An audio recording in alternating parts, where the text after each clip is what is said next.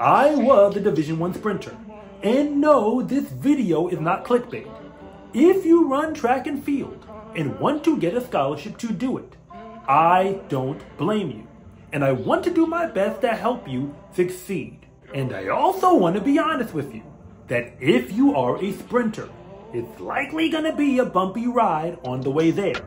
And I've got the receipts to prove it. Athletes like Noah Lyles and Sha'Carri Richardson are proof that sprinting clearly gets most of the media attention, at least compared to the other events.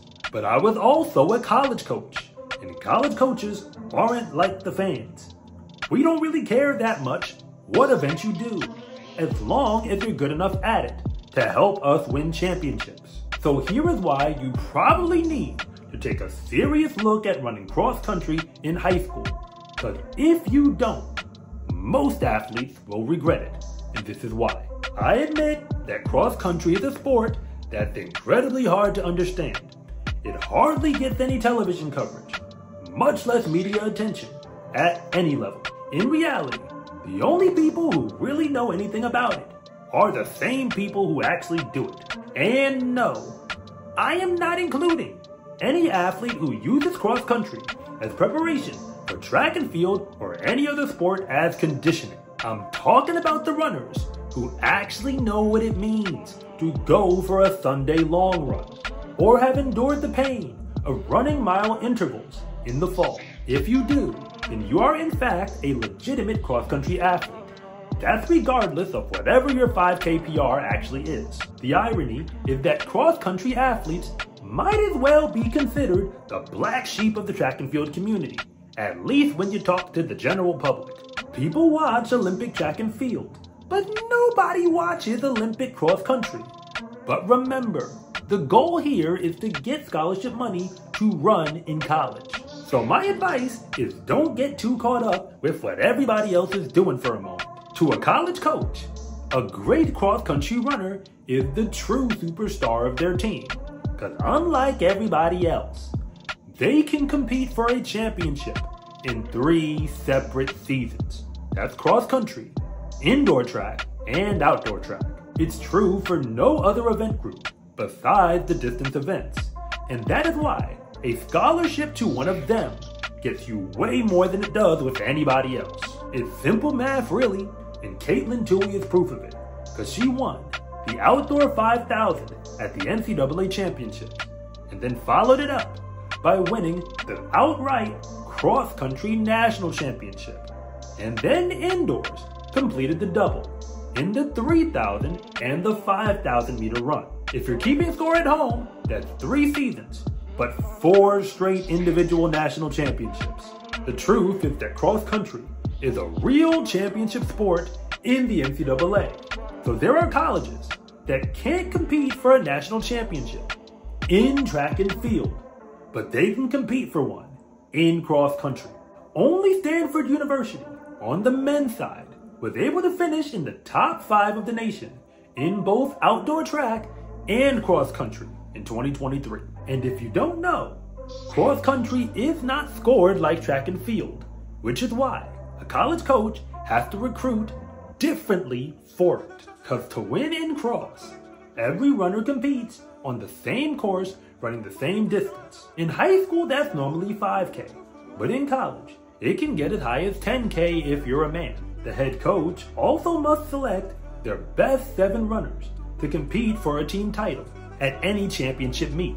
But winning a track and field championship at the conference level is normally going to take about 32 athletes, either on the men's or the women's side.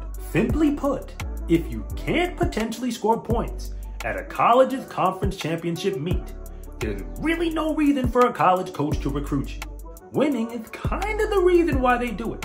And honestly, we don't even have to talk about scoring points. Most people don't even remember who gets second in a 100-meter dash. Because in track and field, if you're not first, then you're last in the eyes of most fans. But cross country only requires a team to have 5 quality runners to make noise at the national level. Just like basketball. So any coach who can recruit 5 quality distance runners and get them to the starting line healthy has a legitimate shot at winning big. What I'm really trying to say is that the 5th best runner on any team is still a difference maker on whether or not the whole team has a chance to win it all. In track, if you don't score points, it's basically like you were never there. But in cross country, you actually matter, even if you're not the fastest that day. And coaches have to recruit with that in mind if they want to win. And if we're gonna keep being honest, I've gotta let you know that college track and field is not what you think it is. Unlike football and basketball, track and field is not a team matchup sport at the college level.